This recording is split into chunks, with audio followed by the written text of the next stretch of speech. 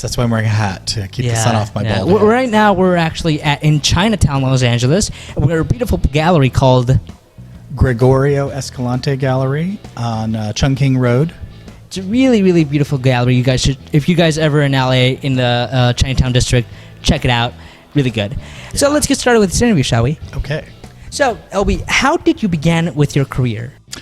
I started my career at WQAD Pittsburgh, the PBS station, the home of Mr. Rogers and Carmen Sandiego. I was a PA when I started, which is the bottom of the ladder, just answering the phones and emptying the trash.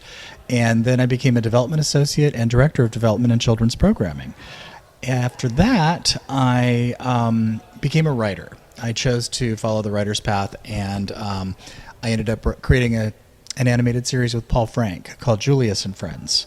That was the first kids and family animated property for the internet in 2002. And since then, I've wrote on several kids shows, Baby Looney Tunes, Cuckoo Harajuku, Zatch Bell, and that's what led to me selling SheZow. One thing I'm very, very curious about Zatch Bell is that Zatch Bell was already written, right, in Japan. Yes. Because that's a Japanese anime. So when you say you wrote for Zatch Bell, what do you mean for that? I mean, did you translate? Or we adapted it for an American audience.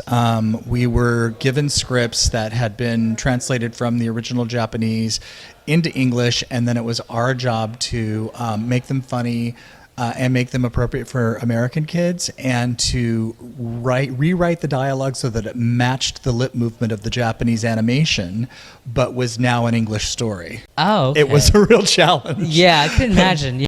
So I guess you were responsible, you and your team back then for Zatch Bell were responsible for editing any obscene language from the show or any obscene songs from the show, because as far as I'm aware, there is one song in the entire series that is about, I think, female body parts, and I think they took that off and they switched it to a different song. Do you know anything about that?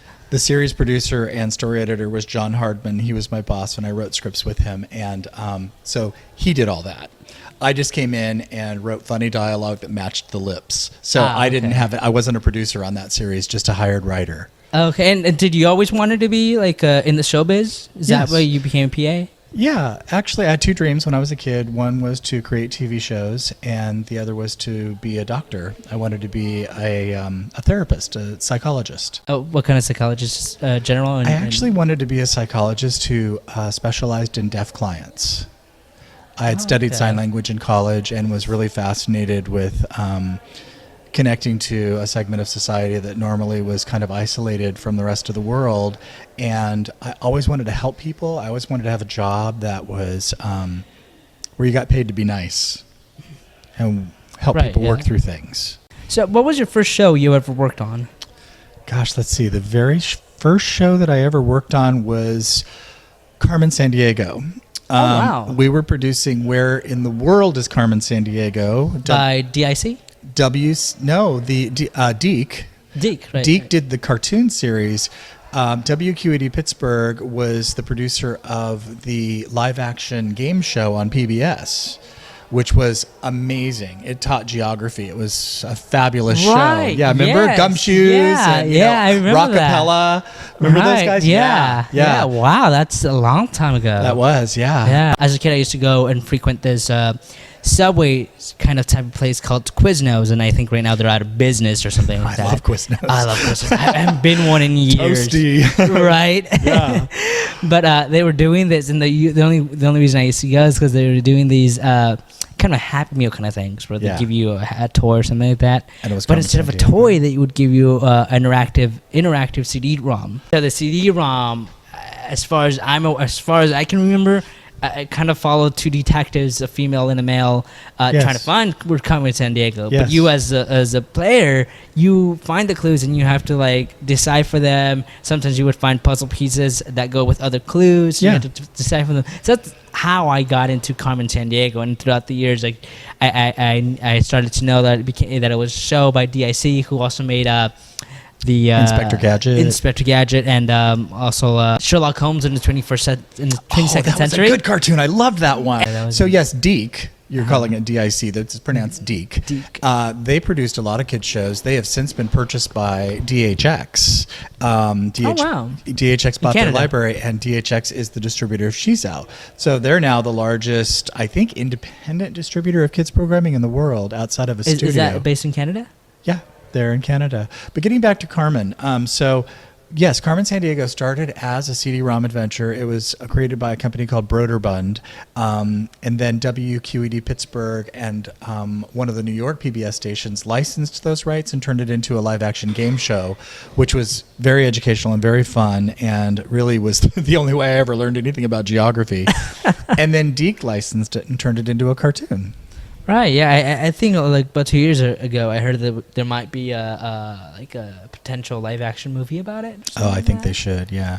So I got involved in the development of a spin-off from Where in the World is Carmen Sandiego called Where in Time is Carmen Sandiego, where she would travel through history and steal things. And then how did that change history from that point forward? Wow. Yeah, it was really cool. And this was the first show you worked on.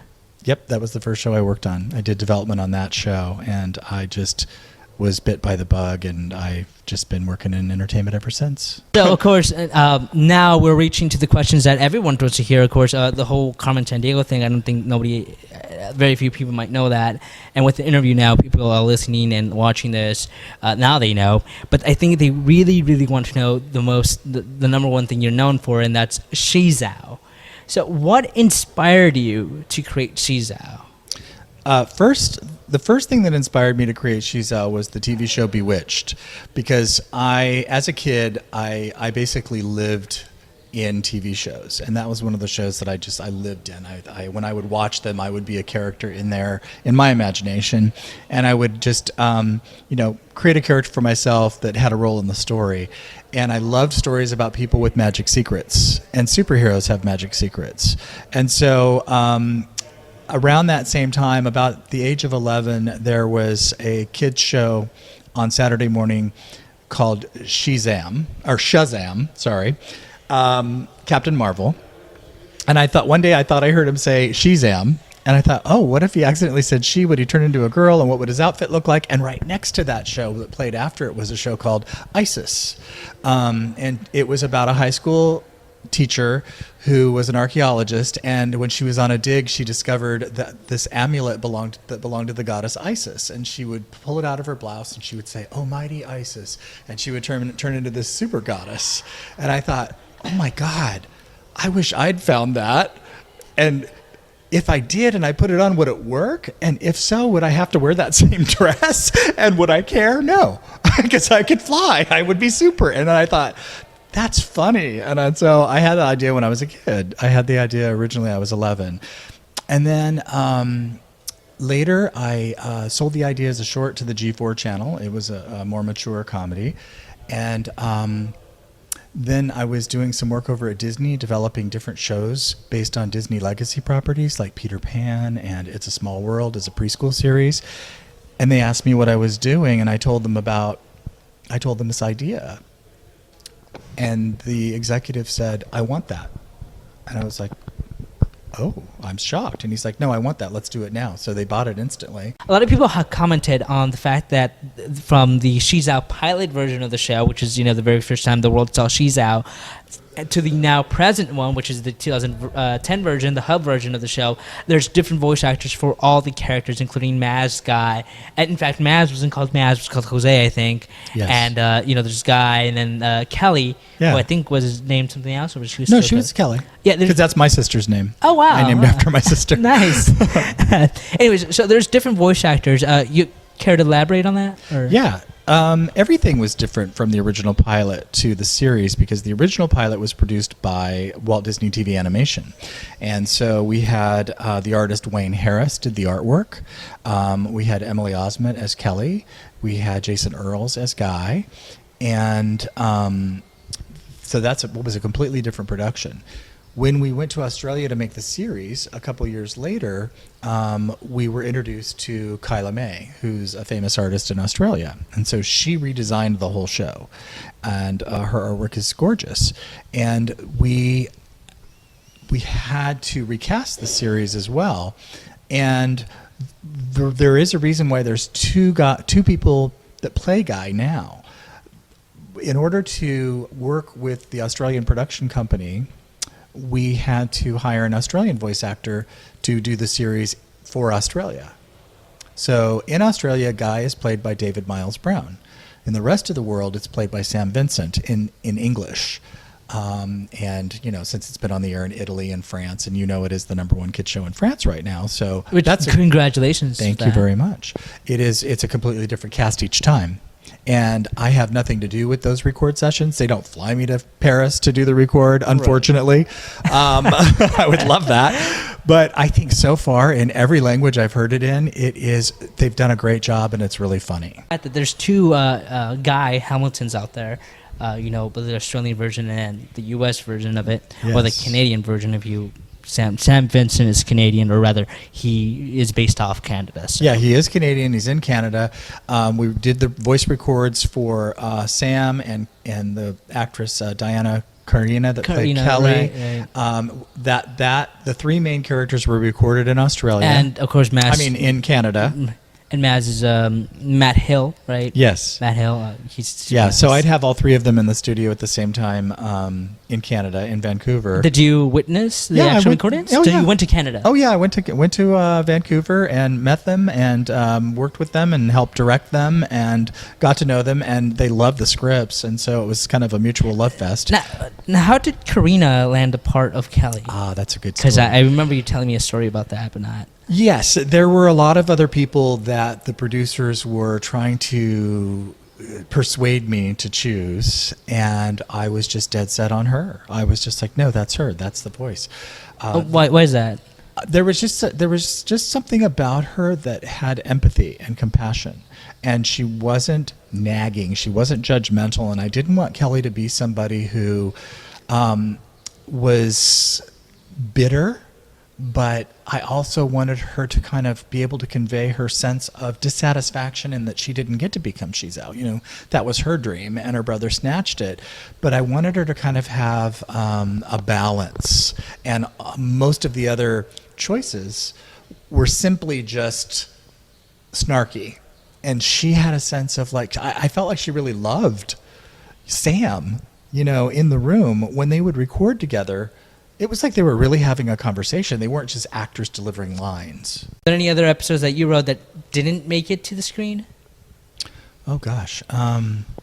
Yes, there were a couple of scripts that I threw out because I just didn't like them at all. When you're the story editor, like I was for the series, the final product is, it's your job to make it good. So I got half of my writers were Australian, the other half were American. The scripts would come to me, and I would edit them. Sometimes I would have more time to edit them, and they came out better because I think, with writing and development, the more time you have, the better things are most of the time. So there were a couple of episodes that made it to air that I wish I could have thrown out, but I didn't have time or the budget. We had a very, very small budget on SheZow. We didn't even have an animation director on the show. Oh, wow. On an animated show. Right, yeah. Try making an animated show without an animation director. A full-time, dedicated, North American animation director. So when we went into production on season 2 at the Hub, we were given a bigger budget, and we hired an animation director. We started. I'm sorry. Back and it's a rewind here. You said season 2. Yeah, we actually started making season 2 for the Hub, and then the Hub went away. Right. Yeah, it became Discovery Family. Yes. And was that the downfall of SheZow? All I know is that we got a phone call, and it said, they had pulled the plug on the production, and that we were no longer moving forward with season 2. And then very shortly thereafter, they announced that the Hub was going to be no more. And a lot of shows, I believe, that had gotten the green light didn't move forward. But yeah, they gave us a second season, a little bit of a bigger budget, a better crew. We had upgrades on everything, and I was so excited. And then, in the middle of, the new year, it was right around January 2nd or 3rd after the holidays, we got the phone call, and it was Okay. Onward. Next thing. Now that unfortunately SheZow season 2 was unable to get made and released because of a lot of various stuff that went on, I am aware that you released a SheZow comic book, and if this is it, right? Yeah, this is it right here. Here, this is the SheZow comic. That's SheZow comic number 1. We are working on number 2. And so tell me, is this SheZow second season, or is this totally different from the SheZow universe that we know from the TV? Different. No, it's the same universe. What we've decided to do with the comic books is pick up where some of the episodes left off. So the story in this comic book is related to an episode, I believe it's Uncommon Cold, where Guy promised Kelly, help me with this and I'll do anything you want. And at the end of the episode, she said, tonight's the SheZow Fan Club sleepover, and I told everybody SheZow will be there. And he's like, oh, great, I'm feeling sick again.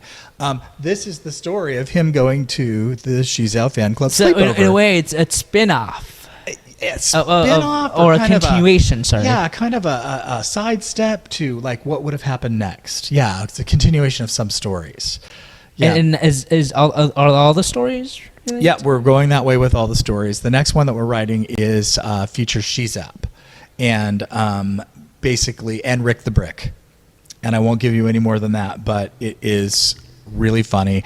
And then one of the stories that we're developing asks the question, well, if SheZow has an evil clone named SheZap, does that mean that Dude Pow has an evil clone as well? And who is that? Wow. And all these questions will be answered in the second issue of That'll be the book? third, hopefully. Oh, third? Yeah. Wow, so there's already a third issue in development. Yes. Now, what's the company that releases the? That's my company, Obico Entertainment.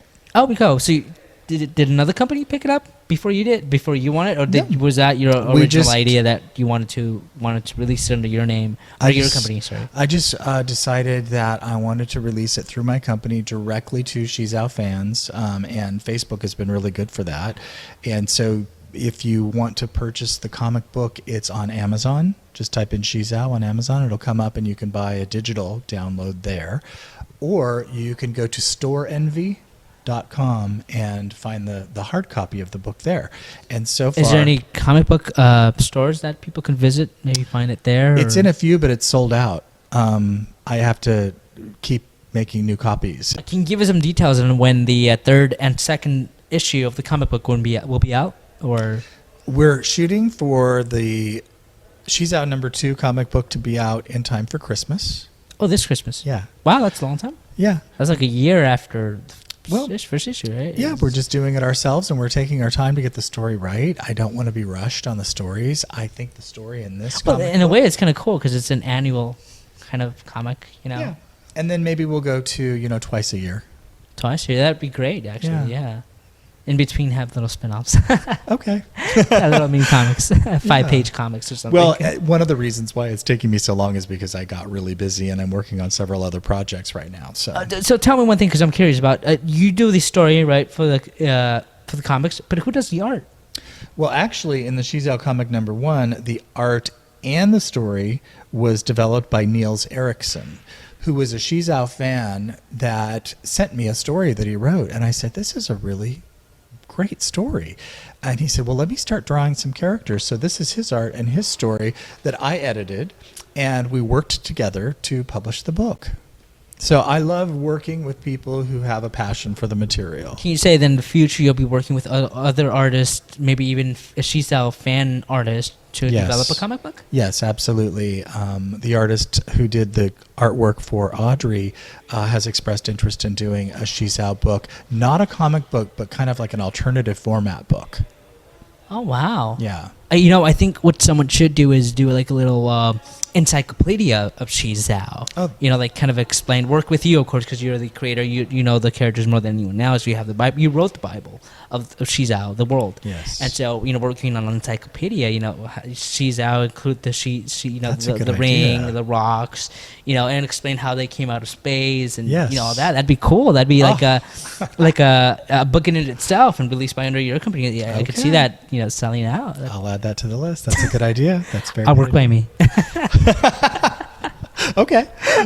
Are there any other projects aside from the book and the comic book that you're working on? Yes. SheZow came out in 2012 and is still on the air in a lot of countries. Depending on the contract that the country or the market has with DHX, they have a window of time to show the episodes in. And some of them keep extending the window because it's popular with the kids there. But since then, I wrote the book Audrey, which we talked about, and I sold a new kids series that is about these little mythological mashup characters. They're misfits that live on an island with their parents, and so the lead character is her mom is a pig and her dad is Pegasus, so she's Pegasus. She's a little pig with wings, and they're called Mythfits. They're mythological misfits called Mythfits, and it's for preschoolers, and it's adorable, and it's all about heart and adventure and innovation. And I am developing that show with Technicolor, which is a name we've seen in a lot of movies over the years. And then at the other end of the spectrum, I'm working on a new comic book series that is not for kids. It's a sci-fi action drama that I am doing through IDW. Which is one of the very popular comic publishing company, right? Yes. They publish My Little Pony, Doctor Who, Team NT.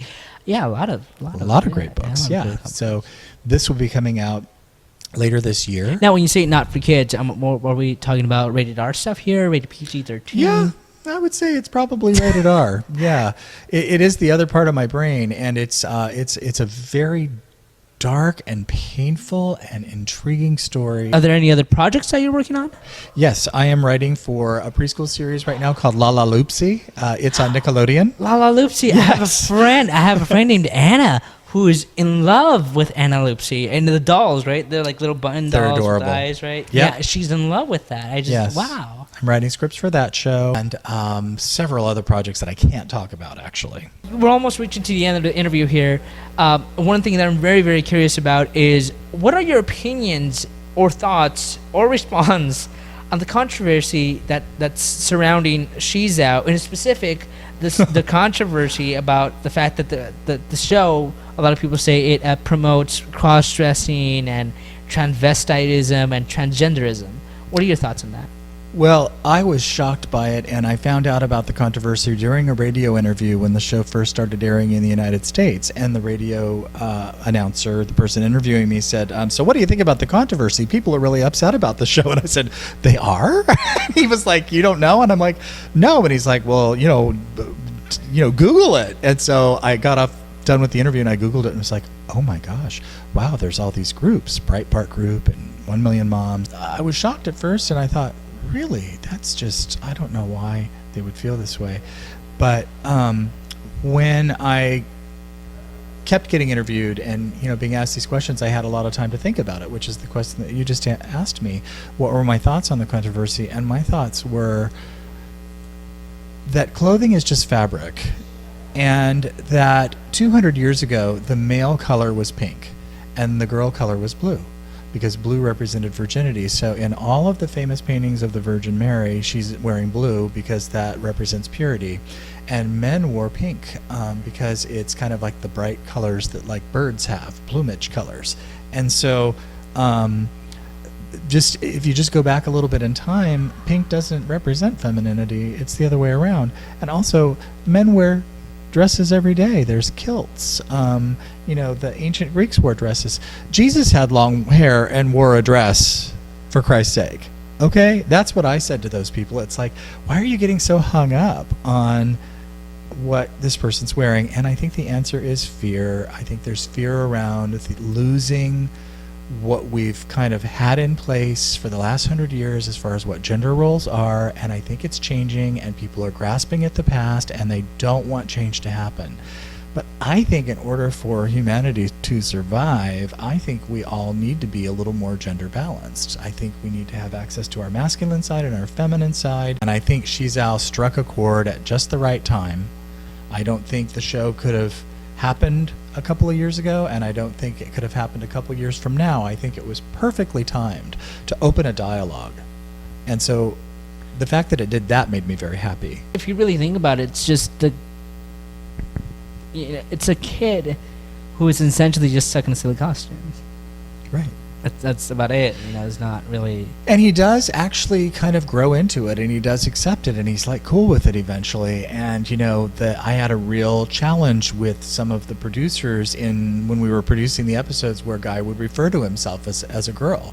Like, hey, a girl's got to do what a girl's got to do, Kel, or hey, give a sister a chance, or whatever. Whenever he would self-refer as a female, I got pushback on those scripts, and I had to fight for that, because if that was me and I was playing the role of SheZow and my aunt was SheZow and I'm out there fighting crime, I would own it. Right. In the show, it's even stated that SheZow has always been female, right? Yes. So of course, Guy would feel the need to continue that tradition and have not only people not know his identity, but not know that SheZow isn't a person, a female anymore. But Yeah. So I'm assuming that he just did that to play along, not really promoting transgenderism or any of the other things that 1 Million Moms or the other groups said about the show. I didn't knowingly set out to promote transgenderism or transvestitism or any kind of ism. I just set out to make a heartfelt comedy, and it ended up appealing to various groups of people across a wide range of society, and I'm happy for that. I have had people accuse me of being the devil and say that I should be killed and burned, and they've put my address up online and called people to come kill me at my house. Wait, that has happened? Oh yeah, I've had death threats over SheZow, several. But at the other end of the spectrum, I've had parents who've contacted me that told me that I saved their kid's life because there's finally a hero that they can identify with. There's never been a superhero that my little boy identified with. And the same with Dude Pal. For young women who are at the more masculine end of the gender spectrum, they love Dude Pal. Now we're entering the fan questions. Thank you everyone on Facebook who at the last minute submitted some awesome questions. Unfortunately, we have time to only ask six questions. Okay. So let's get started with these fan questions. Here we How did you feel about the impact SheZow had on people, mainly SheZow fans?